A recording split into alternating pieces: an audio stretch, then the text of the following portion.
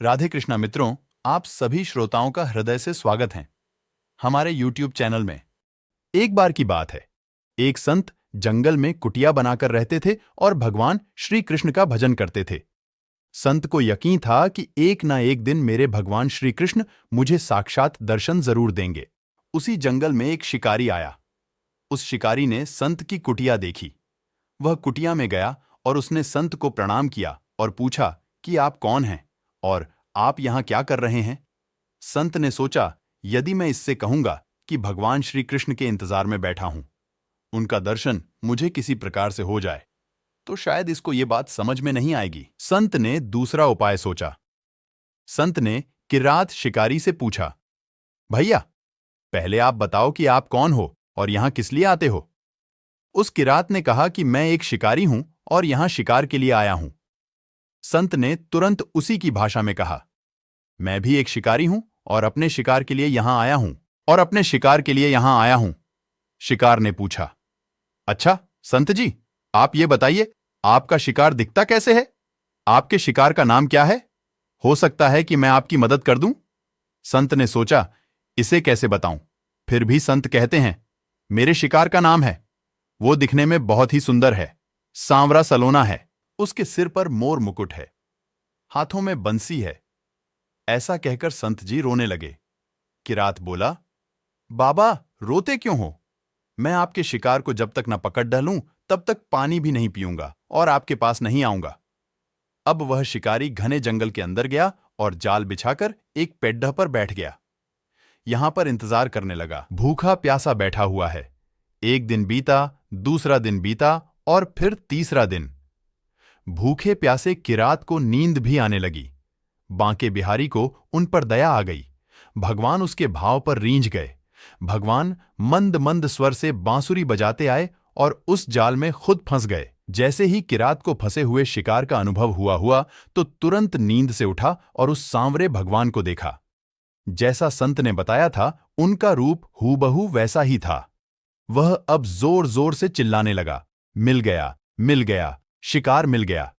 शिकारी ने उसे शिकार को जाल समेत कंधे पर बिठा लिया और शिकारी कहता हुआ जा रहा है, आज 3 दिन के बाद मिले हो, खूब भूखा प्यासा रखा।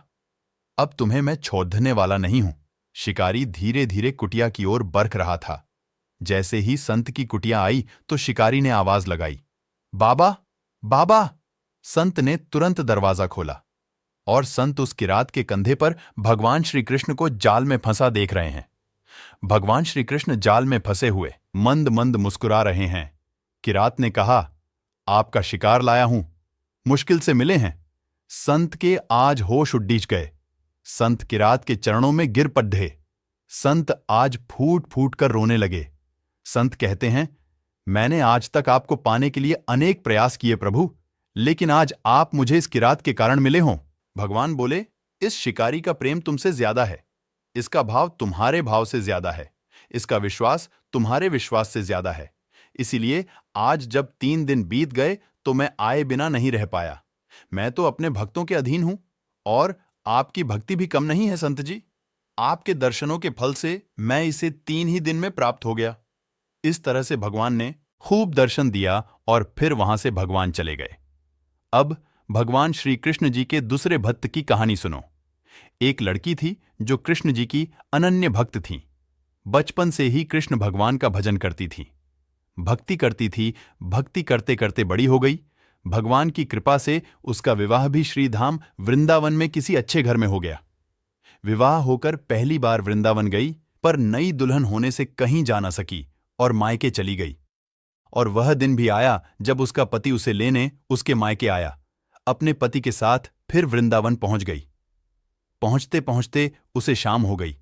पति वृंदावन में यमुना किनारे रुककर कहने लगा, देखो, शाम का समय है, मैं यमुना जी में स्नान करके अभी आता हूं। तुम इस पेड़ के नीचे बैठ जाओ और सामान की देख रेख करना, मैं थोड़े ही समय में आ जाऊंगा। यही सामने ही हूं, कुछ लगे तो मुझे आवाज दे देना।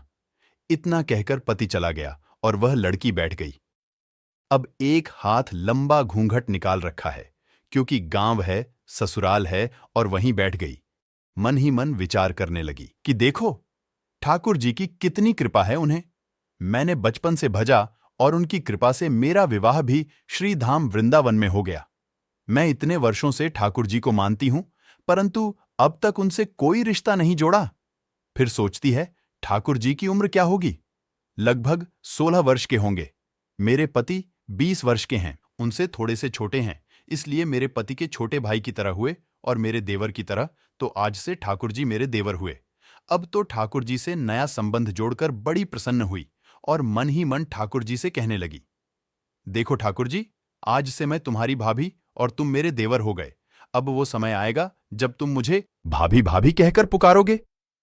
इतना सोच ही रही थी, तभी एक 10-15 वर्ष का बालक आया और उस लड़की से बोला, भाभी भाभी। लड़की अचानक अपने भाव से बाहर आई और सोचने लगी, वृंदावन में तो मैं नई हूं, ये भाभी कहकर कौन बुला रहा है? नई थी इसलिए घूंघट उठकर नहीं देखा कि गांव के किसी बड़े बूढ़े ने देख लिया तो बड़ी बदनामी होगी। अब वह बालक बार बार कहता, पर वह उत्तर न देती। बालक पास आया और बोला, भाभी, तनिक अपना चेहरा तो दिखाई दे। अब वह सोचने लगी, अरे ये बालक तो बड़ी जिद कर रहा है, इसलिए कस के घूंघट पकड़कर बैठ गई कि कहीं घूंघट उठकर देख न ले। लेकिन उस बालक ने जबरदस्ती घूंघट उठकर चेहरा देखा और भाग गया। थोड़ी देर में उसका पति आ गया। उसने सारी बात अपने पति से कही।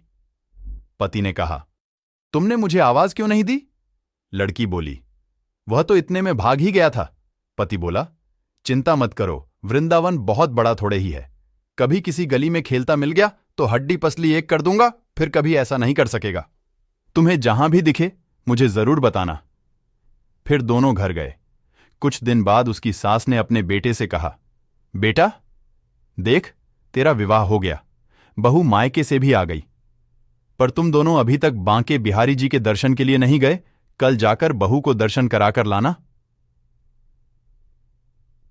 अब अगले दिन दोनों पति पत्नी ठाकुर जी के दर्शन के लिए मंदिर जाते हैं। मंदिर में बहुत भीड़ थी। लड़का कहने लगा, देखो, तुम स्त्रियों के साथ आगे जाकर दर्शन करो, मैं भी आता हूं। अब वह आगे गई, पर घूंघट नहीं उठाती। उसे डर लगता, कोई बड़ा बूढ़ा देखेगा तो कहेगा नई बहू घूंघट के बिना घूम रही है। बहुत देर हो गई। पीछे से पति ने आकर कहा, अरे बाबली, बिहारी जी सामने है, घूंघट काहे नाय खोले? घूंघट नाय खोलेगी तो दर्शन कैसे करेगी?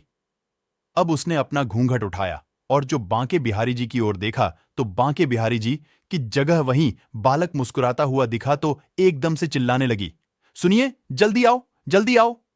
पति पीछे से भागा भागा आया, बोला, क्या हुआ? लड़की बोली, उस दिन जो मुझे भाभी भाभी कहकर भागा था वह बालक मिल गया। पति ने कहा, कहां है? अभी उसे देखता हूं। तो ठाकुर जी की ओर इशारा करके बोली, ये रहा, आपके सामने ही तो है। उसके पति ने जो देखा तो अवाक रह गया और बोला, तुम धन्य हो, वास्तव में तुम्हारे हृदय में सच्चा भाव ठाकुर जी के प्रति है। मैं इतने वर्षों से वृंदावन में हूं, मुझे आज तक उनके दर्शन नहीं हुए, और तेरा भाव इतना उच्च है कि बिहारी जी के तुझे दर्शन हुए। अब तीसरे भक्त की कथा सुनो। यह कथा महाभारत काल की है, जब कृष्ण दर्शन को व्याकुल उनके भक्त सुरत ने अर्जुन से युद्ध करना तक स्वीकार कर लिया था।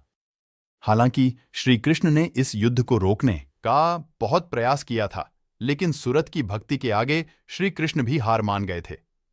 दरअसल हुआ यूं कि महाभारत युद्ध के बाद जब युधिष्ठिर ने अश्वमेध यज्ञ करने के बाद यज्ञ का घोद्धा भ्रमण के लिए छोड़ा, तब चंपकपुरी के राजा हंसध्वज और उनके बेटे सुरत ने श्री कृष्ण के दर्शनों की लालसा से अश्वमेध के घोड्डे को पकड़ लिया।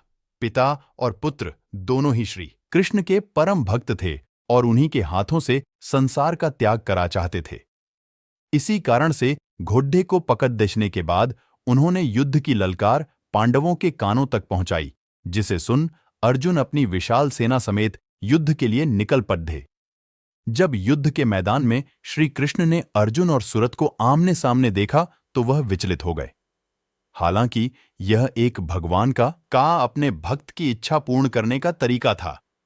श्री कृष्ण को अर्जुन के साथ देख सुरथ अत्यंत भावुक हो गए। श्री कृष्ण ने भी अपने भक्त के हाव भाव और उसकी भक्ति पहचान ली है और अर्जुन को युद्ध से लेकर लौटने लगे। अर्जुन को कुछ समझ नहीं आ रहा था कि यह क्या हो रहा है और क्यों कृष्ण उन्हें सूरत से युद्ध नहीं करने देना चाह रहे हैं। अर्जुन ने सूरत का शीश धड़ डेडी आंच से अलग कर दिया। मरते समय सूरत ने कृष्ण को प्रणाम किया और कहा कि प्रभु, मैं भाग्यशाली हूं जो आपके सामने मृत्यु को प्राप्त हो रहा हूं। श्री कृष्ण ने सूरत को आशीर्वाद दिया और युद्ध भूमि में अपने भक्त का शीश काफी समय तक गोद में लेकर बैठे रहे। फिर अर्जुन के टोकने पर उन्होंने अपने भक्त के शीश को सम्मान सहित उनके राजमहल पुनः भेजा दिया। ये थी श्री कृष्ण और उनके भक्तों की कथा। तो अगर आपको यह स्टोरी अच्छी लगी